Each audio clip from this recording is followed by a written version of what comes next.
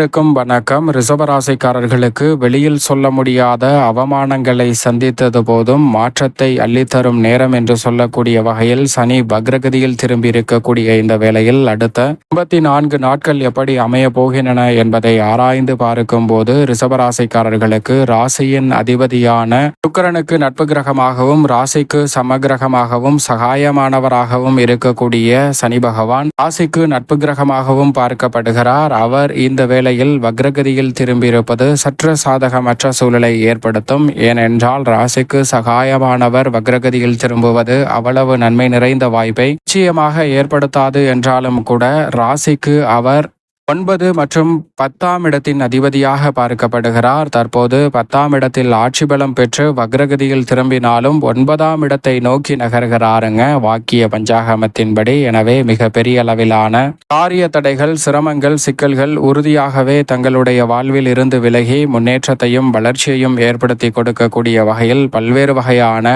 நல்ல மாற்றங்களை நிச்சயமாக ரிஷபராசிக்காரர்களுடைய வாழ்வில் ஏற்படுத்தி கொடுக்க போகிறாருங்க சனி பகவான். எனவே பெரிய அளவில் காரிய தடைகள் முற்றிலுமாக விலகி முன்னேற்றத்திற்கான நல்ல வாய்ப்பும் சந்தர்ப்பமும் நிச்சயம் உங்களை தேடி வருவதற்கான சந்தர்ப்பம் உறுதியாகவே இந்த வேளையில் கிடைக்க இருக்கிறது. அதோடு மட்டுமல்லாது இந்த வேளையில் நீதி தவறாத, நடுநிலை தவறாத, நியாயஸ்தராக செயல்படக்கூடியவர்தான் சனி பகவான். அவர் வக்ரம் பெற்றிருக்கக்கூடிய இந்த வேளையில் சொத்துக்கள் ரீதியான பல பிரச்சனைகள் மற்றும் பல்வேறு வகையில சிரமம், சிக்கல் என்று குடும்பத்தில் பல நெருக்கடிகளை தந்து வந்த விஷயங்களில் மிக சிறப்பான மாற்றம் ஏற்படும். உடன் பிறந்தவர்கள் மனநிலையில் நல்ல ஒரு மாற்றத்தை சந்திப்பதற்கான சந்தர்ப்பத்தை உருவாக்கி கொடுக்கிறார். அது மட்டுமல்லாது சொத்துக்கள் ரீதியாக இருக்கக்கூடிய வில்லங்கங்கள் விலகுவதற்கான சந்தர்ப்பம் கிடைக்கிறது.